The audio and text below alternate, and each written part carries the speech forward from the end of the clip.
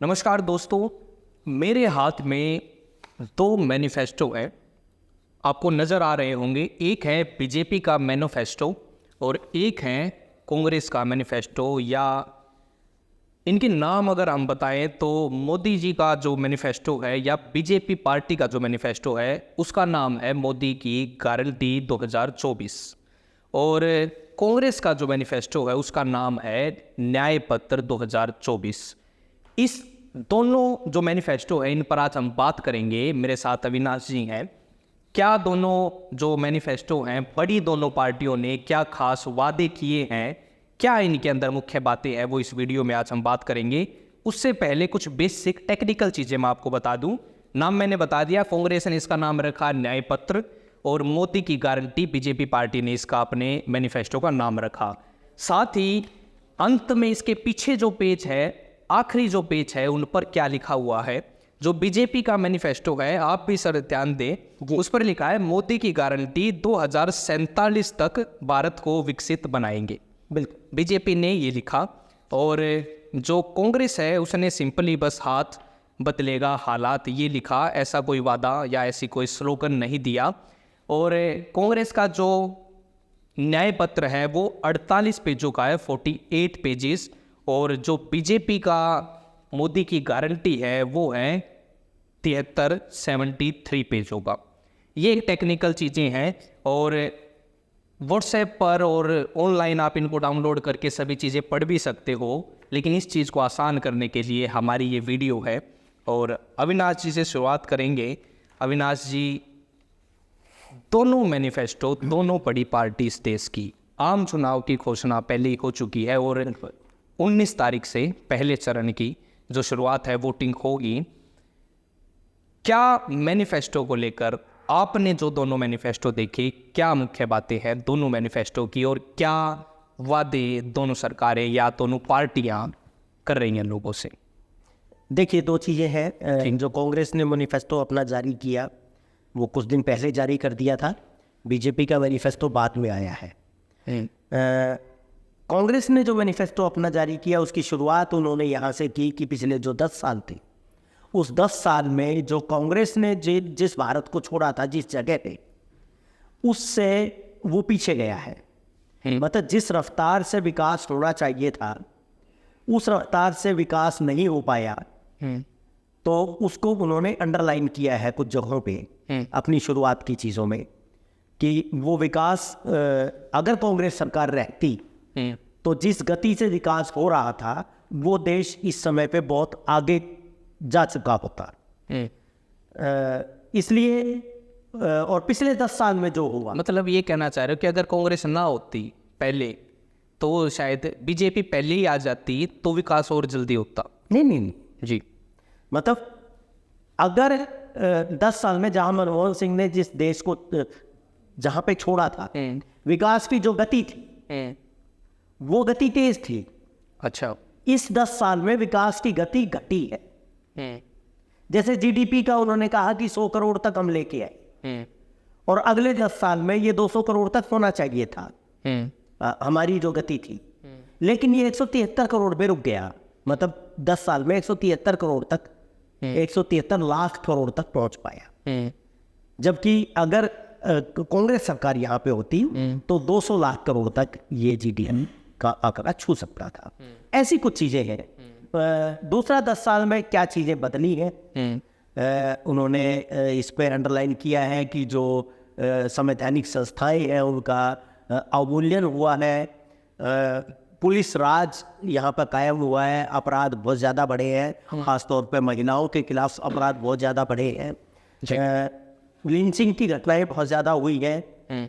तो ऐसी बहुत सारी चीज़ें उन्होंने कहा है। विदेश नीति पे उन्होंने बात की है कि विदेश नीति में कुछ चीज़ें रही हैं, जो गृह नीति है उसमें कुछ चीज़ें रही हैं। तो वो पार्टियों का होता ही है, जो अपनी बात कहेंगे वो आंकड़ों में ये चीज़ें आ जाती है कि कहाँ क्या कमजोरियाँ रही। जो बीजेपी ने अपना मैनिफेस्टो जारी किया है, उन्होंने यहाँ से जारी किया है कि 10 साल जो हमारे विकास के 10 साल थे, सुशासन के 10 साल थे, सबको साथ लेके चलने के 10 साल थे, तो उसकी जो उपलब्धियाँ रही उन्होंने वहाँ से शुरुआत की है कि हमने जो गारंटी दी अब तक मोदी ने जो गारंटी अब तक दी है वो गारंटी पूरी हुई है। हमने उस लक्ष्य को अचीव किया है और अब हम 2047 का भारत देख रहे हैं, एक विकसित भारत की हम परिकल्पना करते हैं और 2047 में जो विकसित भारत होगा, पूर्ण विकसित भारत होगा, उसकी संगति में हम लगातार विकास अपना काम करेंगे। अगले 10 साल भी उसकी संगति में रहेंगे। तो ये उन्होंने कहा है। कांग्रेस ने जो बड़ी बातें कही है, मतलब खास तौर पे जो बीजेपी की नीतियां पिछले 10 साल में रही है, उस पे कांग्रेस ने अपना जो स्टैंड है वो क्लियर किया है। जैसे मैं बताऊं आपको कि अग्निपथ योजना, बीजेपी उसको लेके आई, उसका बहुत गुणगान बीजेपी कर रही है, तो कांग्रेस ने कंडेम किया इसको कि उनकी सरकार आते ही अग्निपथ योजना को वो खत्म कर देंगे और नियमित भर्ती, क्योंकि उन्होंने कहा है कि ये मिलिट्री का निजीकरण शुरू हो गया इससे, अग्निपथ से जो बीजेपी ने किया, तो उसको बंद करेंगे। एक राष्ट्र एक चुनाव की बात जो बीजेपी करती है, बीजेपी का नारा है, उसको उन्होंने कंडेम किया है कि एक राष्ट्र एक चुनाव नहीं, वन नेशन वन इलेक्शन नहीं जरूरत है। जो राज्य जिस गति से जहाँ पे जो चल रहा है उसका जब भी टेन्योर पूरा होगा तो अगले चुनाव हो जाएंगे। वो निर्बाध गति से चीज़ें चलती रहनी चाहिए, उसको फोर्सफुली एक पे लेके आने की ज़रूरत नहीं है इस देश में। एमएसपी की गारंटी पे आप देखो कि दिल्ली के आसपास लगभग 1 साल किसानों का आंदोलन रहा, अभी भी हरियाणा के बॉर्डर पे दोबारा आंदोलन की शुरुआत हो गया है। एमएसपी की गारंटी के लिए ये आंदोलन है।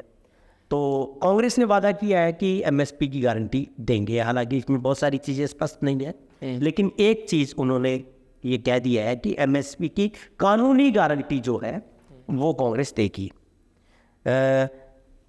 बीजेपी ने अपनी मैनिफेस्टो में नौकरियों का कोई बहुत बड़ा जिक्र नहीं किया है।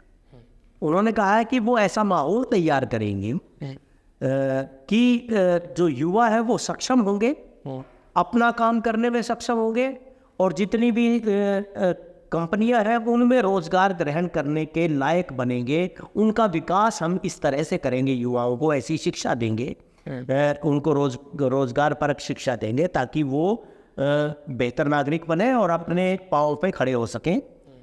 उनको नौकरियों की ऐसी वो नहीं है। कांग्रेस ने कहा है कि 30 लाख जो सेंट्रल गवर्नमेंट में स्वीकृत जो पद है, सरकारी पद जो स्वीकृत है, 30 लाख पद है वो खाली पड़े हैं, वो नौकरियां वो देंगे।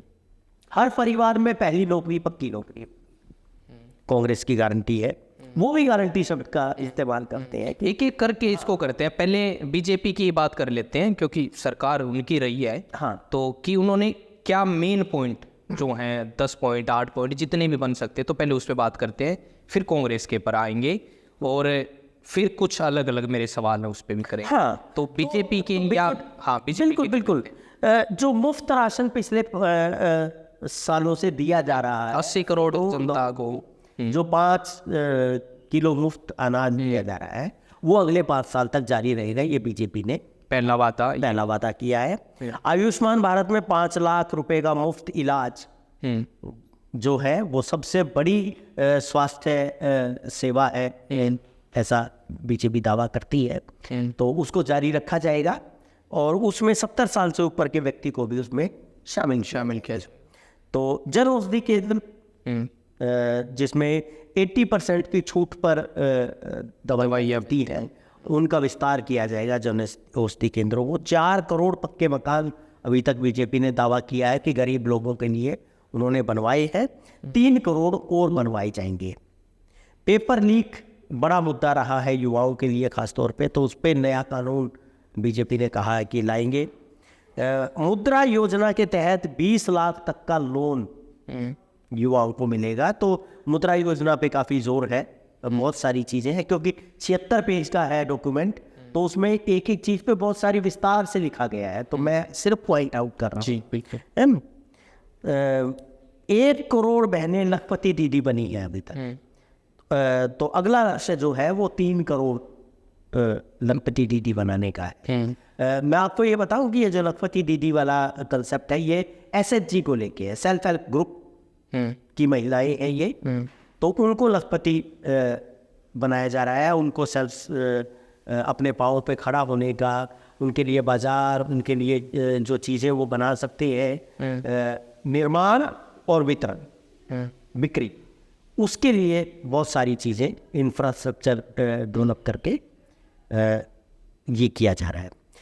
2036 में ओलंपिक की मेज़बानी के लिए भारत प्रयास करेगा और इस मेज़बानी को हासिल करेगा, ये कोशिश रहेगी बीजेपी सरकार की। नेशनल एजुकेशन पॉलिसी जो अभी बनाई है 2020, इसको लागू किया जाएगा और इससे फिर शिक्षा जो है उसका विस्तार होगा। नारी वंदन अधिनियम जो पीछे संसद में लागू किया था कि 33% महिलाओं को संसद में और विधानसभाओं में आरक्षण मिलेगा, तो उसको लागू किया जाएगा। ये बीजेपी की मुख्य तौर पे जो गारंटियां हैं वो ये मैंने आपको बताई। और कांग्रेस की जो हम बात कर रहे थे उसमें कुछ चीज़ें मैंने जिक्र कर दी थी, अग्निपथ योजना नहीं, एक राष्ट्र एक चुनाव नहीं, एमएसपी की गारंटी यस, केंद्रीय सरकार में 30 लाख की नौकरी, 30 लाख नौकरी, हर परिवार में पहली पक्की नौकरी। दूसरा ये कि आरक्षण, सुप्रीम कोर्ट में बहुत बार जाती है चीज़ें कि 50% से ज़्यादा की सीमा नहीं होनी चाहिए, तो कांग्रेस ने वादा किया है कि इस आरक्षण को 50% से बढ़ाया जाएगा। और जो 10% आरक्षण जो ईवीएस के तहत मिलता है, जो आर्थिक रूप से पिछड़े लोग हैं उनको, इसको फिर सभी समुदायों में बांटा जाए, इसको वो कर दिया जाएगा, बांटा जाएगा। जातिगत जनगणना जिस पे काफ़ी जोर रहा है, तो उस पे ये करवाई जाएगी कि जो सामाजिक ढांचे हैं वो लोगों की गणना होनी चाहिए, तभी उनके लिए योजनाएं बन पाएगी। महिलाओं को केंद्र की नौकरियों में 50% का आरक्षण दिया जाएगा 2025 से। ये है 1 साल की नौकरी, मतलब 1 साल तक 1 लाख रुपए हर युवा को मिलेगा जो डिप्लोमाधारी हैं या जो ग्रेजुएशन कर चुके हैं। वो अप्रेंटिस जो होती है उसको 1 साल का अलग अलग कंपनियों में उनको मौका दिया जाएगा और 1 लाख रुपए का उसमें मेहनताना उनको मिलेगा सालाना। हर गरीब परिवार को 1 लाख रुपए दिया जाएगा और वो जो घर की जो सबसे बुजुर्ग महिला होगी उसके खाते में वो 1 लाख रुपया जाएगा। नियमित तो पक्की नौकरी मिलेगी, ये जो कॉन्ट्रैक्चुअल नौकरियां बंद की टोल नीति की समीक्षा की जाएगी और उसमें सुधार किया जाएगा। सरकारी नौकरियों में शुल्क खत्म किया जाएगा। युवाओं की एक बड़ी मांग है कि उनको बहुत सारे फॉर्म भरने पड़ते हैं और उसमें बहुत सारी फीस लगती है, तो जो कुछ समुदायों के लिए खासतौर पे जो SC/BC है उनके लिए कुछ कम किया जाता है, कुछ में बिल्कुल नहीं होता है, लेकिन जो और युवा है उनको बहुत ज़्यादा फीस देनी पड़ती है और इस वजह से वो सब जगह अप्लाई नहीं कर सकते। तो ये फीस उन्होंने कहा है कि हम बंद कर देंगे इस फीस को। भूमिहीनों को ज़मीन दी जाएगी, राज्यों को अधिकार ज़्यादा दिए जाएंगे, खासतौर पे जो समवर्ती सूची है उसमें कुछ जो विषय होंगे उनको राज्य सूची में डाल दिया जाएगा, तो उस पर राज्य अपना कानून बना सकेंगे। केंद्र सरकार के जो दोहरे उपकर है उनको ख़त्म कर दिया जाएगा, उसको मैक्सिमम 5% तक रखेंगे। स्थानीय स्वशासन को बढ़ावा मिलेगा, पंचायतों को और जो नगर पालिका है उनको सीधे पैसे ट्रांसफ़र किए जाएंगे, GST में उसको हिस्सा मिलेगा। जैसे मनरेगा है, मनरेगा की तर्ज पर शहरी रोजगार योजना लागू की जाएगी। मनरेगा में जो न्यूनतम मजदूरी है उसको 400 रुपये कर दिया जाएगा। तो ये है इंदिरा रसोई जो राजस्थान में शुरू हुई थी, उसकी तर्ज पे सस्ता भोजन गरीबों को मिलेगा। कुछ ऐसे सुधार भी हैं जो प्रशासन से संबंधित है, जैसे सदन जो है लोकसभा राज्यसभा वो 100 दिन तक ज़रूर काम करेगा और उसका जो सभापति रहेगा, चाहे वो विधानसभा में है चाहे राज्यसभा में लोकसभा में है, जो उसका सभापति रहेगा अभी वो किसी पार्टी का होता है, वहाँ नॉमिनेट होता है, उस जगह पे पीठासीन अधिकारी बनता है, लेकिन वो अपने पद से इस्तीफा नहीं देते अपनी पार्टी से। तो इन्होंने कहा है कि वो पार्टी से इस्तीफा देके ही उनको बनाया जाएगा ताकि वो निष्पक्ष रह के काम कर सके। और हफ्ते में 1 दिन उस मुद्दे पर चर्चा होगी जिसको विपक्ष के लोग उठा रहे, विपक्ष के सांसद या विधायक जिस मुद्दे को उठाएंगे उस पे हफ्ते में एक दिन चर्चा उस पे करवाई जाएगी। ईवीएम को पारदर्शी बनाया जाएगा, जो पर्ची मिलती है जो वीवीपैट उसको वीवीपैट से मिलान किया जा सकता है। पार्टी बदलने पे सदस्यता चली जाएगी, जो चुन के आया है प्रतिनिधि उसकी। इसके अलावा कुछ चीज़ें हैं जैसे योजना आयोग, बीजेपी ने योजना आयोग को खत्म करके नीति आयोग की शुरुआत की थी, तो उन्होंने कहा कि योजना आयोग को बहाल किया जाएगा। जम्मू कश्मीर और पुडुचेरी जो उनको पूर्ण राज्य का दर्जा दिया जाएगा, और जो आंध्र प्रदेश को विशेष राज्य का दर्जा दिया जाएगा। दिल्ली की जो शक्तियाँ कानून बना के संसद ने कम की है उनको बहाल किया जाएगा। 1 रैंक 1 पेंशन दी जाएगी और 25 लाख रुपए तक का हेल्थ इंश्योरेंस इंश्योर किया जाएगा, जो चिरंजीवी योजना खासतौर पे राजस्थान में थी उसको उसकी तर्ज पे। तो ये ऐसी चीज़ें हैं जो कांग्रेस ने अपने घोषणा पत्र में इनको स्थान दिया है। बीजेपी ने जो चीज़ें मैंने पहले बताई थी इन चीज़ों को रखा है। तो दोनों पार्टियों ने खासतौर पे अलग अलग लोगों के लिए, अलग तबकों के लिए भी, जैसे किसानों के लिए अलग से, महिलाओं के लिए अलग से, युवाओं के लिए अलग से। तो जो मैंने चीज़ें बताई हैं वो मोटी मोटी चीज़ें हैं, वो कुछ युवाओं की को एक एक करके भी हम उस पर बात कर सकते हैं। जैसे शुरुआत करते हैं, बिल्कुल किसानों से ही करते हैं, किसानों का मुद्दा है। और पहला मैनिफेस्टो की जो कॉपी है वो हरियाणा के झज्जर के किसान को मोदी जी द्वारा दी भी गई है जी। लेकिन मैनिफेस्टो में किसानों के लिए क्या है? बीजेपी के मैनिफेस्टो में, बीजेपी के मैनिफेस्टो में जो किसानों के लिए है, मैं आपको वो बताता हूँ कि पीएम सम्मान निधि जो 6,000 रुपये सालाना दी जाती है, इसको जारी रखा जाएगा। तो ये एक घोषणा है। फसल बीमा के लिए मॉडर्न तकनीक का इस्तेमाल किया जाएगा और समय से मामलों का निपटारा हो जाए, ऐसी व्यवस्था की जाएगी। भारत को न्यूट्री हब बनाया जाएगा, खास तौर पे जो मिलेट्स हैं, जिसको हम श्री अन्न कहते हैं। मिलेट्स की जो उपज है उसको बढ़ाया जाएगा, उसको प्रोत्साहित किया जाएगा। और मिलेट्स के जो सुपर फूड है उसको पूरी दुनिया में उसकी बिक्री का प्रबंध किया जाएगा, उसका फैलाव किया जाएगा। तो ये एक चीज़ है। और छोटे किसानों को इसमें प्राथमिकता दी जाएगी। इसके अलावा जो कस्टम हायरिंग केंद्र है उनको दोगुना कर दिया जाएगा। अभी इनकी संख्या 25,000 है, तो ये 50,000 इनकी संख्या हो जाएगी। ट्यूबवेल के लिए सौर कनेक्शन, सौर पैनल होंगे। उपकरण बनाने पे जोर दिया जाएगा। कृषि विज्ञान केंद्रों का विस्तार किया जाएगा और जो कृषि विज्ञान केंद्रों में डिजिटल समाधान देंगे। कौशल विकास केंद्र में 1 स्टॉप सेंटर बनाए जाएंगे।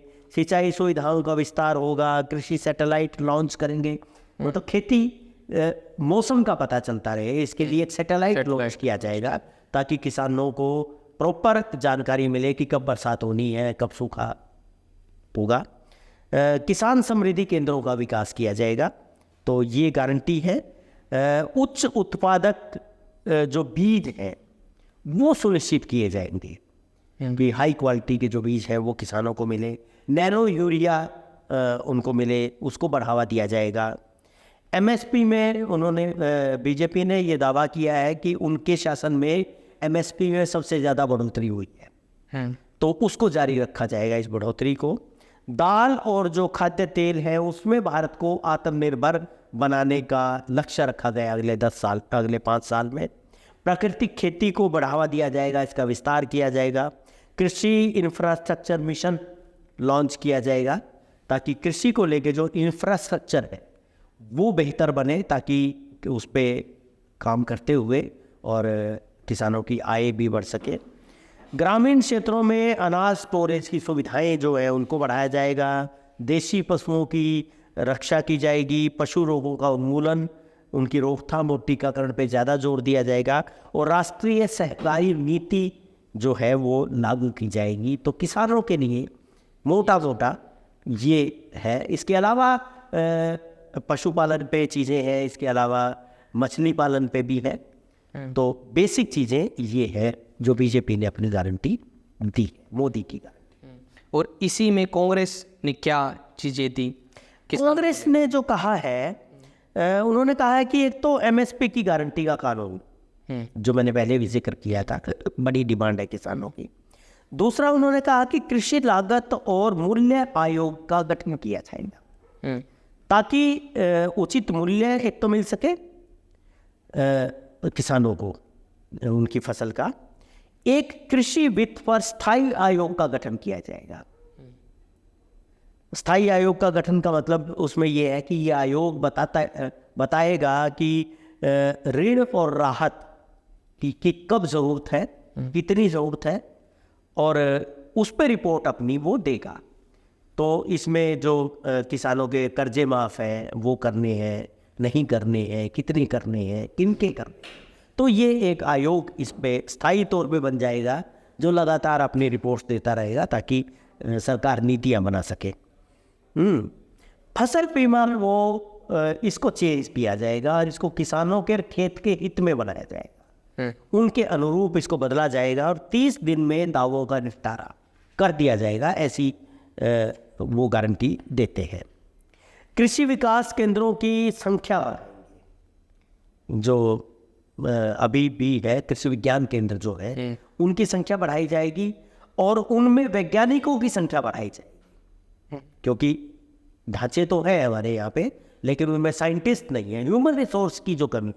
तो कांग्रेस की जो घोषणा पत्र है वो युवाओं के लिए बात करें, किसानों के लिए बात करें, महिलाओं के लिए बात करें, तो सब में ये शामिल है कि वो नौकरियों को बढ़ावा दे, सरकारी नौकरियों को बढ़ावा दे रहे। यहाँ भी जो वैज्ञानिकों की संख्या बढ़ेगी तो ह्यूमन रिसोर्स बढ़ेगा, इसका मतलब नौकरियां बढ़ेंगी।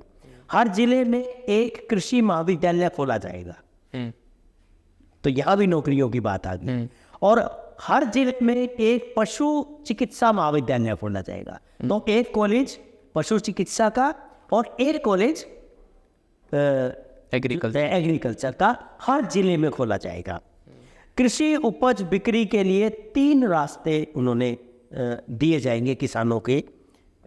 एक तो जो एक एपीएमसी एक्ट के तहत जो तरीका है विनियमित बाजार, जो अभी भी मंडी जो है वो है। दूसरा ई बाजार है, एक स्वायत्त निकाय का गठन किया जाएगा। डिजिटल बही खाते पे खरीद और बिक्री समझौते को इस पे लागू किया जाएगा और इसमें फसल आप कहीं भी फसल बेच सकते हो, ये छूट रहेगी, किसान अपनी फसल कहीं भी बेच सकता है। तीसरा यह है कि बड़े गांव में और छोटे शहरों में किसानों के लिए खुदरा बाजार स्थापित किए जाए, मतलब वो अपनी जाके सीधे अपनी फसल ग्राहक को बेच सकते हैं। तो ये 3 रास्ते रहेंगे। कृषि उत्पादों के आयात निर्यात की ठोस नीति बनाई जाएगी जो एफपीओ का समर्थन करेगी और इससे किसानों की आय में बढ़ोतरी होगी। खरीद केंद्रों और एपीएमसी पर न्यूनतम समर्थन मूल्य सीधे किसान के खाते में जाएगा, इसको डिजिटल रखा जाएगा। ट्यूबवेलों से जुड़े सौर पैनल स्थापित किए जाएंगे। एक प्रमुख कार्यक्रम की इसके लिए शुरुआत की जाएगी। बागवानी, मछली पालन, रेशमी कीट पालन, पशुपालन को बढ़ावा देने की योजनाएं चलाई जाएंगी। 5 साल में डेयरी और पोल्ट्री जो उद्योग है उसका उत्पादन है उसको डबल किया जाएगा, ये एक लक्ष्य रखा है 5 साल का।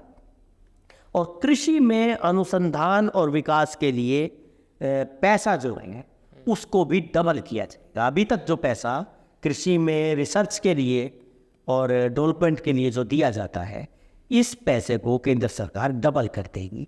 तो ये गारंटी किसानों के लिए दोनों पार्टियों ने अलग अलग ने अपने के तहत।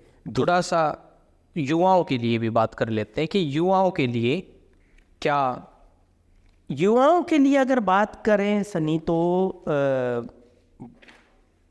मतलब हमने बात की, अभी युवाओं के लिए बहुत सारी चीज़ें आ गई हैं। कांग्रेस ने जो बात की कि पहली पक्की नौकरी मिलेगी 25 साल से कम उम्र हो और डिप्लोमा या आपने ग्रेजुएशन कर रखी हो तो आपको 1 लाख रुपए प्रति माह आपको 1 साल तक के लिए मिलेगा। स्टार्टअप का पैसा 50% है, वो सभी जिलों में समान बांटा जाएगा। स्टार्टअप पे मोदी सरकार ने बहुत सारा वो किया है, अपना गारंटी दी है। तो कांग्रेस ने भी ये किया है कि जो 50 स्टार्टअप का जो 50% पैसा है वो सभी देश के सभी जिलों में बराबर बांट दिया जाएगा। कोरोना काल में जो लोग परीक्षा से वंचित रह गए, मतलब खासतौर पे जो नौकरियों की परीक्षा के जो परीक्षाएं उन दिनों में नौकरियों के लिए होनी थी, और उसके जो वंचित लोग रह गए थे, खासतौर पे 1 अप्रैल 2020 से 30 जून 2021 तक, उनको एक चांस मिलेगा परीक्षा देने का। सरकारी परीक्षाओं के लिए आवेदन शुल्क खत्म कर दिया जाएगा, ये मैं आपको बता चुका हूँ। और 15 मार्च 2024 तक के जो शैक्षणिक ऋण, जो एजुकेशन लोन है, उनको माफ कर दिया जाएगा। ये बड़ा एक वो है। और 21 साल से कम आयु के उभरते हुए खिलाड़ियों को 10,000 रुपये प्रति माह खेल छात्रवृत्ति दी जाएगी। पेपर लीक के मामलों से निपटने के लिए फास्ट ट्रैक कोर्ट उसका गठन किया जाएगा, और जो पीड़ित हैं उनको आर्थिक मुआवजा भी दिया जाएगा। तो युवाओं के लिए ये चीज़ें रखी हैं, बहुत सारी चीज़ें मैं आपको पहले बता चुका हूँ जो कांग्रेस ने की है। जो मोदी सरकार ने जो गारंटी दी है युवाओं के लिए, उसमें ज़्यादातर स्टार्टअप से जुड़ी हुई चीज़ें हैं, मुद्रा योजना से जुड़ी हुई चीज़ें हैं कि युवाओं को अपने पाँव पे खड़ा होने के लायक बनाया जाएगा। उनको वो सब सुविधाएं दी जाएगी जिससे युवा बढ़िया, जैसे एजुकेशन नीति से जुड़ी हुई चीज़ें हैं, तो उनको ऐसी एजुकेशन दी जाएगी जिससे वो, और लोन दिया जाएगा, स्टार्टअप में उनको प्राथमिकता दी जाएगी। तो ये जो है गारंटी वो मोदी सरकार ने दी है युवाओं को। दोस्तों ये कंप्लीट कुछ बातें थी, कंप्लीट तो नहीं है। महिलाओं की कुछ चीज़ें आ सकती हैं जो अलग से हम, जी इस पे मैं बिल्कुल करूँगा बात। हाँ। और अब थोड़ी सी मैं इस पे भी बात करना चाहूँगा। ये तो मैनिफेस्टो में लिखी हुई बातें होगी, बिल्कुल ठीक है। आप बतौर पॉलिटिकल एडिटर, आप कई चैनलों के साथ आपने काम किया है, इस मैनिफेस्टो को कैसे देखते हो? बीजेपी का मैनिफेस्टो कितना डिटेल्ड है या कांग्रेस पार्टी का ज़्यादा डिटेल्ड है? और एक आम आदमी के लिए ये वादे कितने रीचेबल है और आम आदमी किस तरीके से इन वादों को देख रहा है? पहले तो एक ये बात बताइए, क्या एक्चुअल में ऐसा होता है? मुझे नहीं लगता पर्सनली कि कोई इस मैनिफेस्टो को कितने लोग पढ़ते हैं। क्या आम जनता को इस मैनिफेस्टो को, मतलब कितने लोग ऐसे होंगे उनको पता नहीं है क्या वादे किए गए हैं, क्या किया गया है, उनको वोट देनी है? क्या इस पे आप अपने विचार रख सकते हैं? देखो, ये पहली बात तो ये है कि मैनिफेस्टो को देख के वोट देने वालों का प्रतिशत बहुत कम है। 3 से 5% लोग ऐसे होते हैं, मुझे लगता है। ऐसा मैं ये भी हो सकता है एक फॉर्मेलिटी के तौर पे मैनिफेस्टो निकाले जाते हैं, ये वादे हमने किए, या कभी ये हमारे जैसों के बीच में चर्चा के मुद्दे होते हैं। क्या एक आम वोटर मैनिफेस्टो पढ़ के वोट देता है? नहीं, आम वोटर, मैंने आपको बताया कि 3 से 5% के वोटर ऐसे हैं जो मैनिफेस्टो के जो मुद्दे हैं उन पे वोट करते हैं। अलबत्ता जो मुझे लगता है कि वो जो फेस वैल्यू जो है उस पे वोट ज़्यादा होती है। और आप जब नेता या पार्टी की छवि, पार्टी की स्थिति और उसके नेता की छवि, उनकी स्थिति, उनका भरोसा, ये ज़्यादा मायने रखता है। और देखो, इस समय के चुनाव की, जो अब की चुनाव की बात करूं तो ये चुनाव 2 ही चीज़ों पे है। मतलब पहली चीज़ ये है कि मोदी सरकार, पीएम मोदी की जो साख है, ये चुनाव उस पे लड़ा जा रहा है। जो 10 साल की सरकार रही है एनडीए की, भाजपा नीति जो सरकार है, उसने जो काम किए हैं ये उस पे चुनाव है। और कांग्रेस ने भी इसको ऐसे ही देखा है। कांग्रेस नीति जो गठबंधन है, जो नेता है, वो यही कह रहे हैं कि ये चुनाव जनता के बीच में और मोदी सरकार के बीच में, कांग्रेस और बीजेपी के बीच में ये चुनाव नहीं है, 2 पार्टियों के बीच में नहीं, ये देश की जनता के बीच में और मोदी सरकार के बीच में है। उन्होंने वो जो किया है, 10 साल तक काम किया है, जो माहौल बना है, उस माहौल पे लोग वोट करेंगे। तो असल बात ये है, इसीलिए मैंने आपको बताया कि कांग्रेस ने जो वादे किए उनमें ज़्यादातर वादे, ज़्यादातर चीज़ें उससे जुड़ी हुई है जो अभी तक मोदी सरकार ने किया है।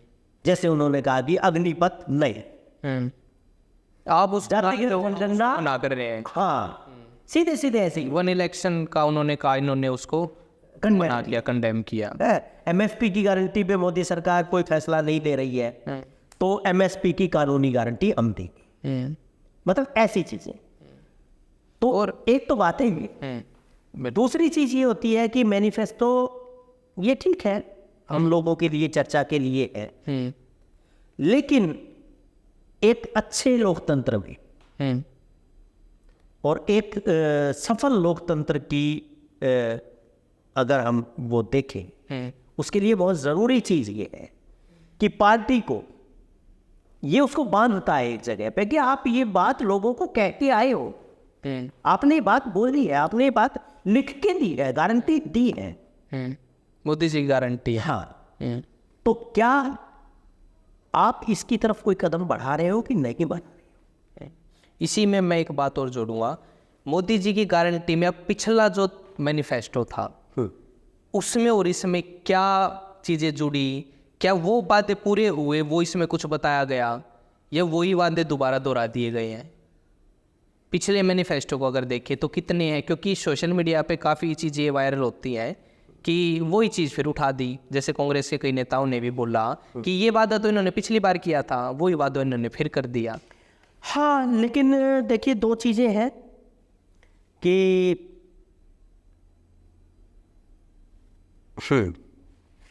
कुछ चीज़ें हैं मैनिफेस्टो में लिखी हुई होती हैं, कुछ चीज़ें आप मंच से वादे करते हैं। हालांकि पब्लिक मंच से वादे जो किए जाते हैं उन पर ज़्यादा ध्यान देती है, क्योंकि वो सीधे सीधे कहे जाते हैं, लेकिन वो मैनिफेस्टो में शायद नहीं होते हैं। मैं कुछ याद दिलाता हूँ आपको, आपको थोड़ा सा और।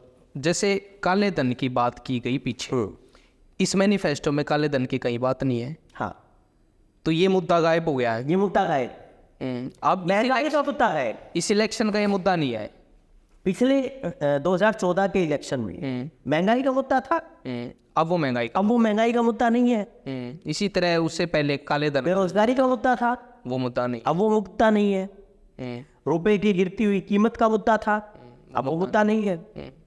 हालांकि मतलब अगर मैं सामने देखूं, ये जो आप जो बता रहे हो, जिस समय पे महंगाई का मुद्दा 2014 में उठाया गया था भारतीय जनता पार्टी के द्वारा या विपक्ष की पार्टियों के द्वारा, तो उस समय 410 रुपये रसोई गैस की कीमत थी, और ये 1103 तक पहुंची है। गैस सिलेंडर की गैस जिक्र किया गया है इसमें मैनिफेस्टो में बीजेपी के? कहीं नहीं है। मुफ्त सिलेंडर दिए हैं, उज्ज्वला योजना जिसका जिक्र है, वो अपनी उपलब्धियों के तौर पे है कि हमने हर गरीबों तक मुफ्त सिलेंडर पहुंचाए हैं। बेरोजगारी एक मुद्दा था, आधार कार्ड एक बहुत बड़ा मुद्दा था उस समय 2014 में, लेकिन 2019 में वो गायब हुआ। पेट्रोल डीजल की कीमतों की बात थी, हालांकि उस समय पे टैक्स जो 8% था वो 14% और फिर 35% तक पहुंचा। टैक्स का भी कोई मुद्दा इस बार नहीं, कोई मुद्दा नहीं है। टैक्स स्लैब का कोई मुद्दा नहीं है, इनकम टैक्स का, जीएसटी कोई मुद्दा नहीं है। हाँ, तो वो नहीं है। लेकिन मैं क्या ये मुद्दे जो मैं बात कर रहा हूँ, क्या ये एक्चुअल में स्टेज पर भी हैं या मैनिफेस्टो में भी नहीं है और कहीं इलेक्शन में भी नहीं है? आप कैसे देख रहे हो? देखिए, मैं इसको इस तरह से देखता हूँ कि मैनिफेस्टो में तो चलो लिखी गई चीज़ है, लेकिन जो आपने कहा कि कुछ मुद्दे अलग भी होते हैं जो स्टेज से घोषणाएं होती हैं, बिल्कुल उसमें कहीं काला धन, जीएसटी, कहीं महंगाई, हाँ, इस पे बात हो रही हो। मतलब दो तरह के है। अभी जो घोषणा पत्र मोदी जी का आया है, उस पे एक सर्वे चल रहा है जी कि आपकी वोट आपकी मर्जी, और उस पे दो तरह की चीज़ें डाली गई हैं। एक एंटी इनकम्बेंसी, सरकार के खिलाफ किन चीज़ों पे नाराज़गी हो सकती है, और जो चीज़ें सरकार के पक्ष में हैं, वो दोनों 5-5 पॉइंट लिखे गए हैं और उस पर लोगों से राय मांगी गई है। तो मैं आपको बताऊं कि राष्ट्रीय स्तर पे अगर हम देखें तो जो सरकार के पक्ष की चीज़ें हैं कि मोदी है और मोदी को लाना है, मतलब मोदी एक मुद्दा के तौर पे 48% जो लोग हैं राष्ट्रीय स्तर पे वो इस पे वोट करने वाले हैं। उन्होंने कहा है कि हम इस पे वोट करेंगे। ये भी ऐसा नहीं है कि ये मैं जो आपको बता रहा हूँ ये सिर्फ एक आदमी ने एक ही चीज पे कहा है, उसको 4 ऑप्शंस दी गई है कि आप चारों पे कह सकते हो।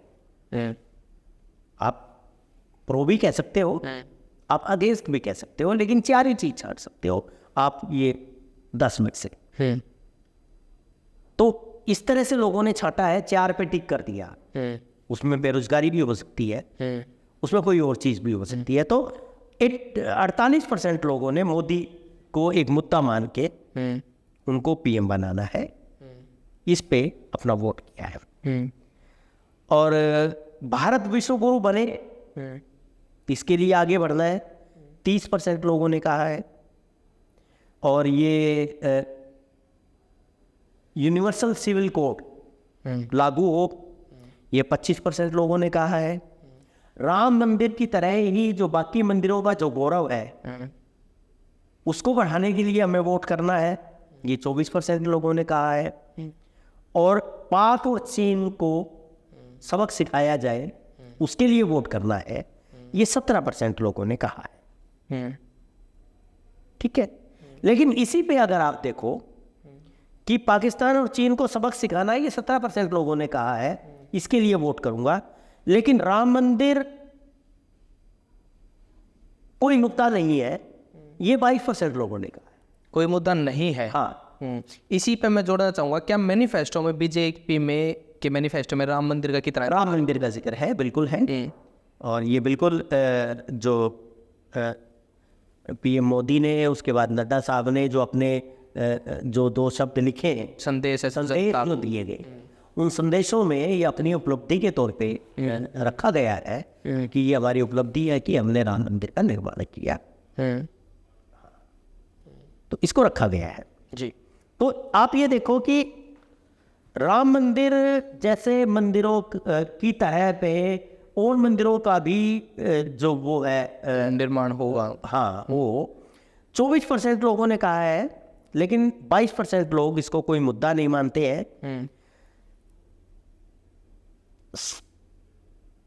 किसानों पर अन्याय जो हुआ है उसका बदले के लिए वोट करना है, ये 25% लोगों ने कहा है। सरकार बदलनी है, 25% लोगों ने कहा है।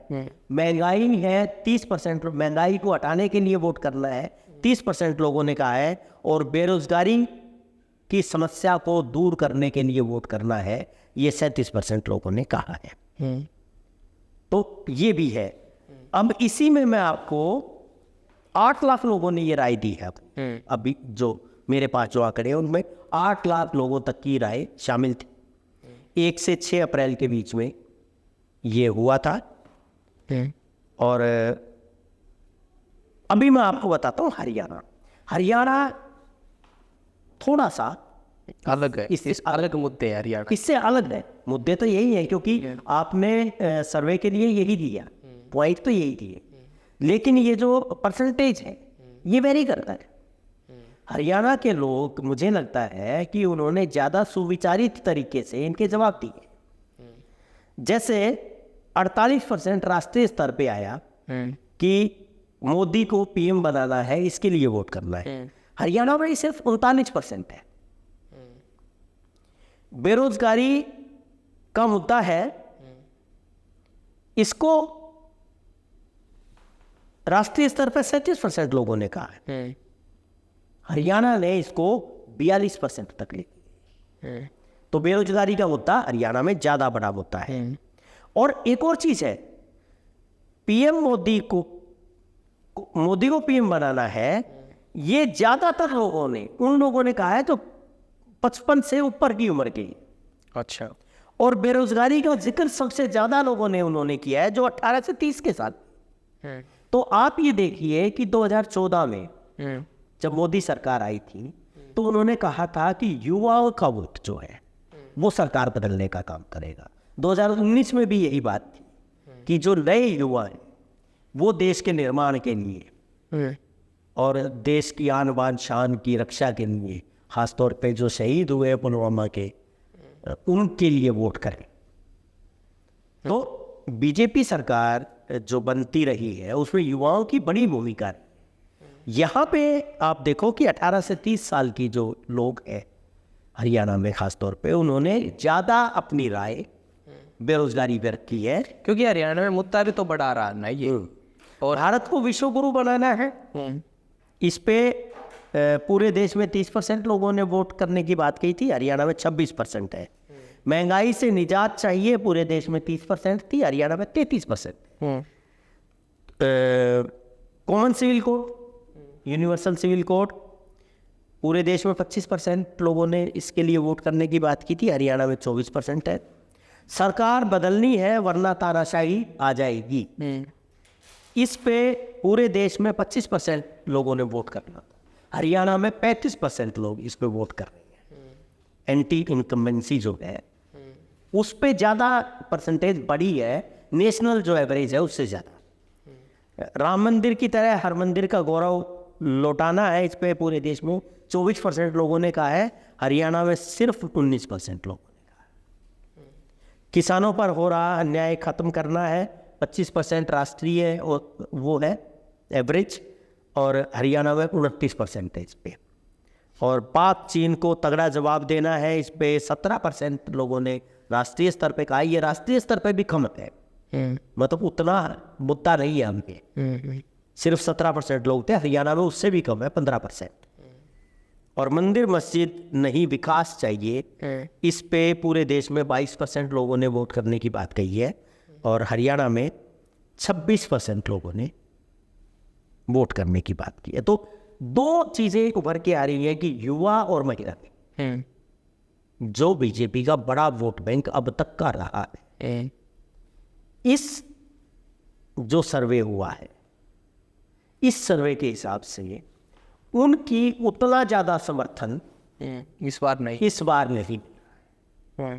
ये रुझान इससे निकल के आए।